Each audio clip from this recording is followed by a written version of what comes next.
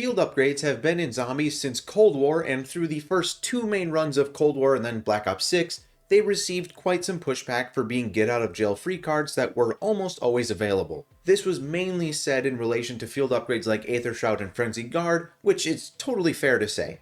I want to talk today about how field upgrades have gone since their addition in Cold War and how we got to the absolutely abysmal situation we are in today with Black Ops 7 field upgrades. I will also make note of the changes made in Vanguard and MW3 zombies as we go, though those are generally smaller additions. This is not a comprehensive history of field upgrades, but it's more of the spark notes to get us up to speed on the current day situation. Originally, this script was way longer, but taking notes from the legendary Stanley, I am working to be more concise in my scripts, so a lot of fluff in the lead up to Black Ops 7 is cut out of this video now. However, I don't simply want this video to be a negative video because I believe there are ways to fix this situation, and so today we will discuss the lead up to the problems, what the current problems are, as well as my 5 solutions that we could use to improve the situation. So, if you're listening, Treyarch, take some notes because almost any of these 5 would be better than what we have now. As for everyone else, take a seat and enjoy. Thanks for stopping by to watch. All the way back in 2020, holy crap, that feels like centuries ago, we got Cold War and the return of zombies in a whole new format. Field upgrades came along, which was a version of something we had seen in multiplayer in Modern Warfare 2019. It is sort of a meshing of Black Ops 4 Specialists, but toned down to a more casual-friendly format based on the multiplayer field upgrade system. We had 5 to start us off with Aether Shroud, Energy Mine, Frost Blast, Healing Aura, and Ring of Fire. They each have their own effects and uses, but we are going to focus today on Aether Shroud and Ring of Fire, as well as Toxic Growth and Frenzy Guard, which were added later in the game's lifecycle. These 4 made up the backbone of field upgrades in Cold War. Early on, there was a large focus on Aether Shroud as it broke the game and allowed you to throw yourself out of the map pretty easily with the teleport ability it had. It also allowed you to skip the end stage of the D-Machine Easter egg by jumping through the barrier meant to hold you in.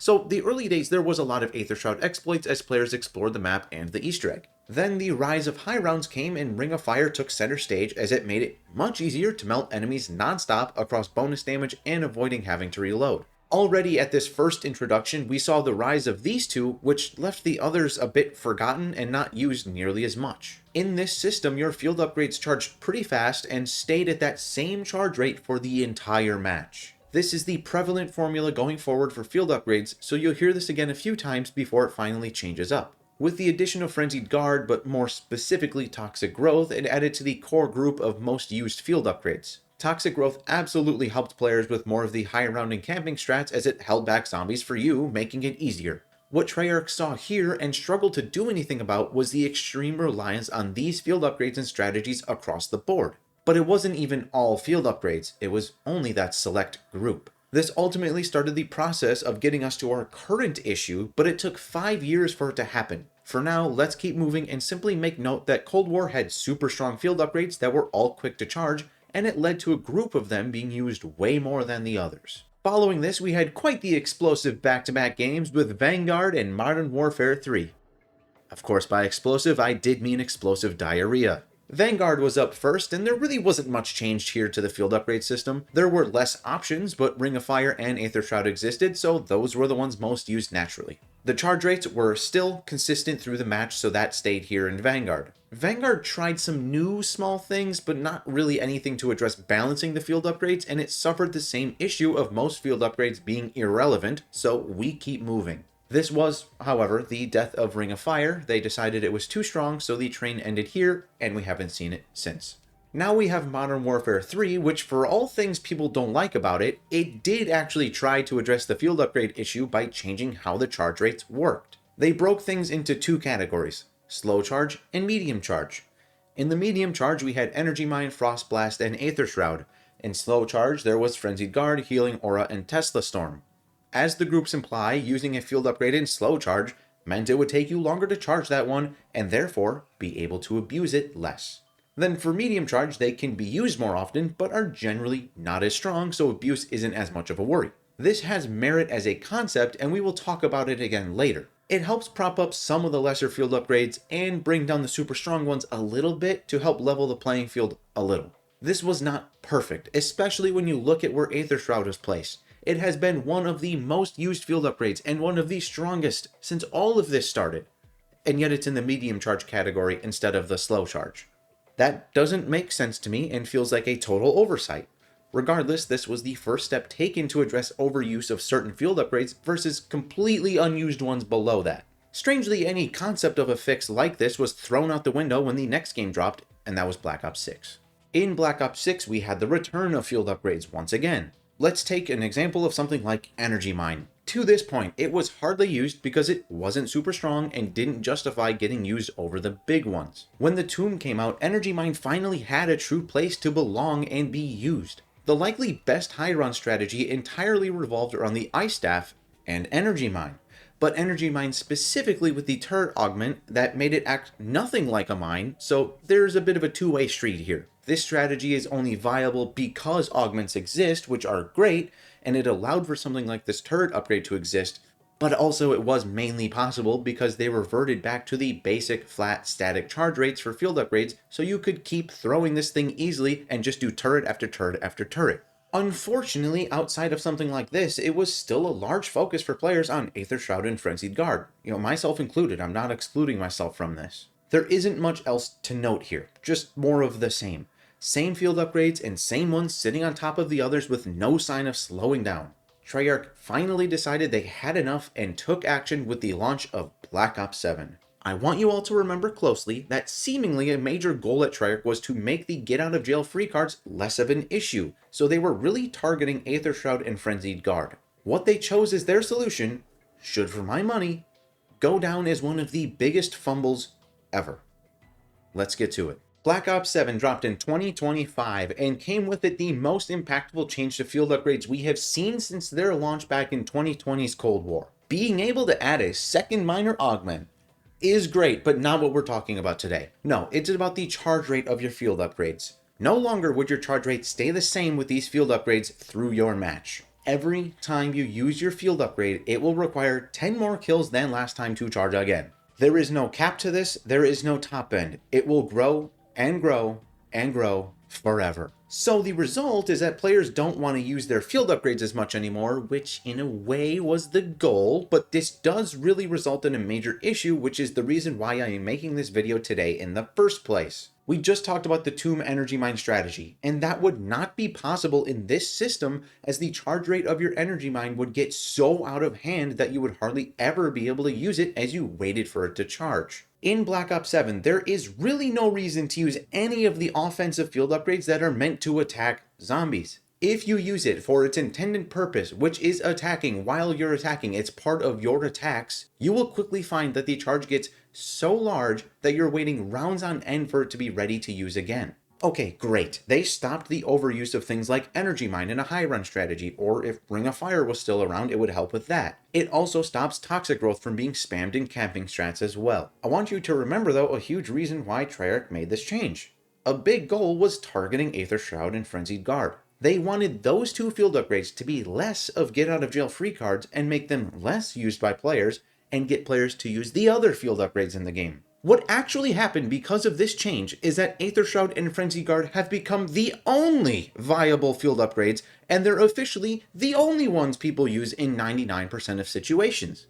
There are specific Easter egg steps that need a different field upgrade. You'll swap to it, but then you'll go right back to Aether Shroud or Frenzied Guard right after. Why is this the case?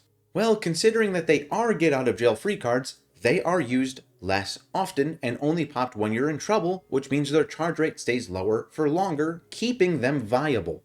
Any offensive field upgrade used for its designed purpose of being part of your attacks is going to require so many kills to charge as the match goes on that you won't even really be able to use it again ever. If you use Toxic Growth to help you camp, which is kind of a major point of it, you won't be able to do it for long because it will end up taking so long to charge that you'll spend more time trying to camp without it than you would camping with it. I am reiterating all of this because I want to drive the point home that in Treyarch's effort to make Aether Shroud and Frenzied Guard less used, they drove players to exclusively use those. It is such a fumble.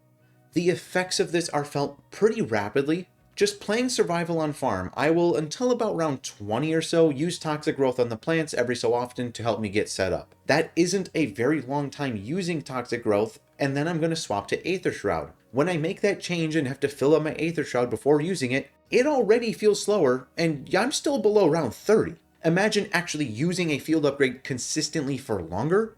You're hardly ever going to see your field upgrades charged again. They have essentially removed field upgrades from any match that you plan to play longer than round 30 or 40. Which means that for the most part, people will pick the field upgrades that are used less frequently, which is again Aether Shroud and Frenzied Guard. This was pushed even further forward in my mind with the release of Totenreich, because alongside that came the Wildfire field upgrade, which is an offensive field upgrade. I knew from the rip that I would nearly never use this thing, because why would I bother screwing up my own charge rate to use an offensive field upgrade? If I am going to use this field upgrade, it will probably only be for the boss in Totenreich, and that's it. Any other map, any other situations on Totenreich, I won't be using it. Which blows, because this is the first truly new field upgrade we have seen in a long time, but there is such a disadvantage to using it at any consistent rate that I find myself never choosing to equip it. An incredibly disappointing aspect to this whole situation is that Call of Duty finally started having more direct conversations with players through their new Call of Duty CM Twitter account. This seemed like a great way to get issues to them, but quickly that's gone poorly. Now that account seems more interested in trolling people who think an MW4 trailer is coming than talking about real issues like these field upgrades, which have been a complaint since the game dropped, and yet it's been radio silent.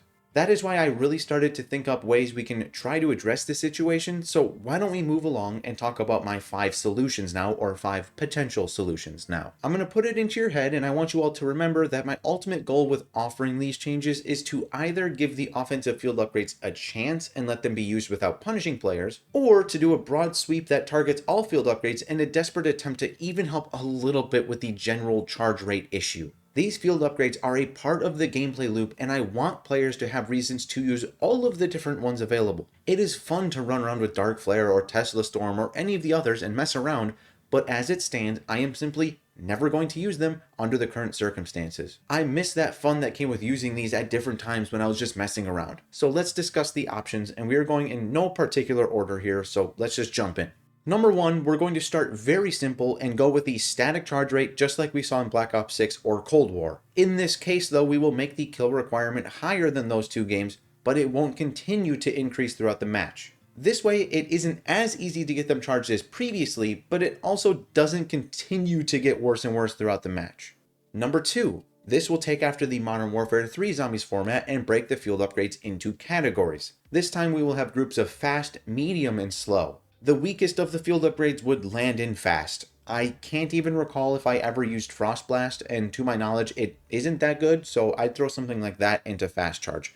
If I'm totally sleeping on Frost Blast, look past that and just pick whichever one you think is the worst. It'd be one of the ones in fast charge. One like Mr. Peaks, I would put in the medium charge, and then something like Aether Shroud and Frenzied Guard, those would be in the slow charge rate. Now, if you want to use those very powerful field upgrades, it's going to be harder to charge and harder to have ready at all times, versus the weaker ones being made a little stronger by being able to be activated more often. Number 3, this is not a solution that I am a huge fan of personally, but we could nerf the 2 problematic field upgrades to bring them down and allow their power to be closer to the rest of the large playing field.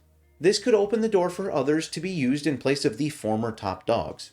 The unfortunate part of this idea, especially for Aether Shroud, is that you would basically have to nerf it so hard that it is almost deleted from the game. Going invisible from zombies on cue is the basic function of this field upgrade, and it's the strongest part. If that remains in almost any capacity, then it will remain highly used.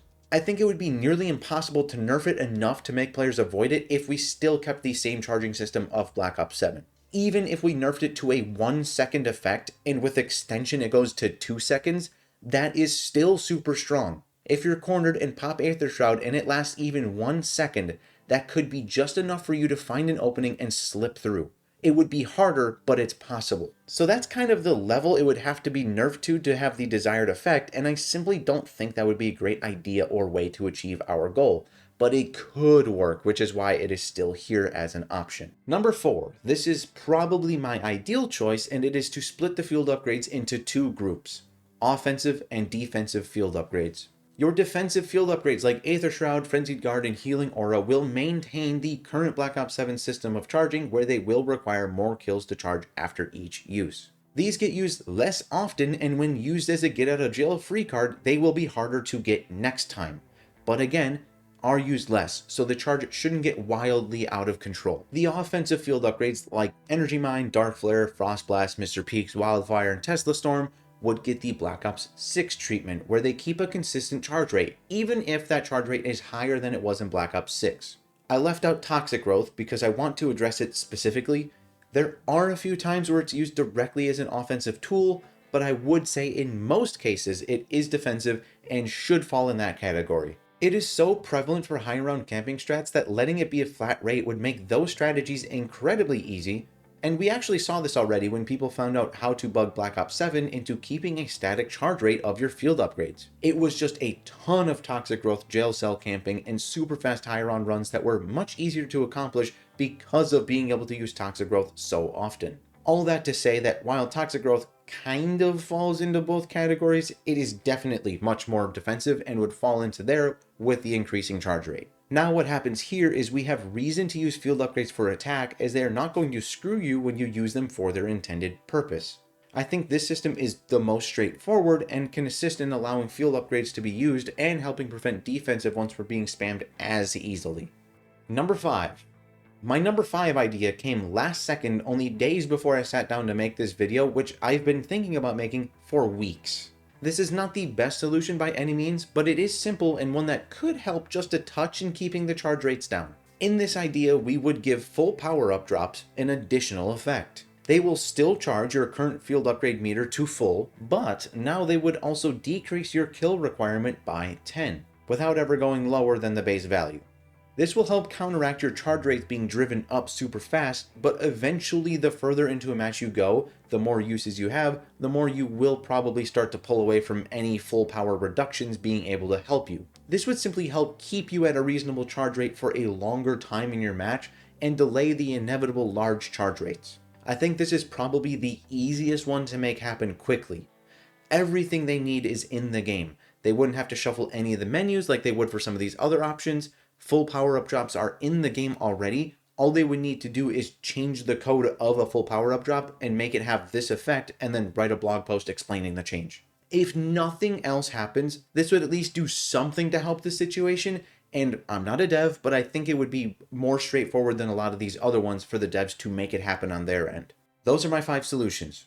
At the end of the day, I do think that field upgrades work in zombies. Each of them does something different and can influence your gameplay in unique ways. I would prefer something like Specialist Weapons of Black Ops 4, but the field upgrade system is one that I don't mind. It is rather sad to see how much it's been stripped of its usefulness here in Black Ops 7, and that's why I'm making this video. I know it is late in the game cycle and all, but seeing a brand new field upgrade be made mostly irrelevant because of how this game functions is depressing. I would like to see something be changed, and they are still updating the game, so there is time yet for it to happen. It would be rather sad to see field upgrades go out on such a low point if this is the last time we see them in a zombies game. I gave 5 ideas of varying difficulty and quality, but please add more ideas down in the comments below, and hopefully something gets seen by Treyarch and they can address the issue. I appreciate you sticking around and watching. If you enjoyed, leave a like, comment, or subscribe. I will see you all in the next one.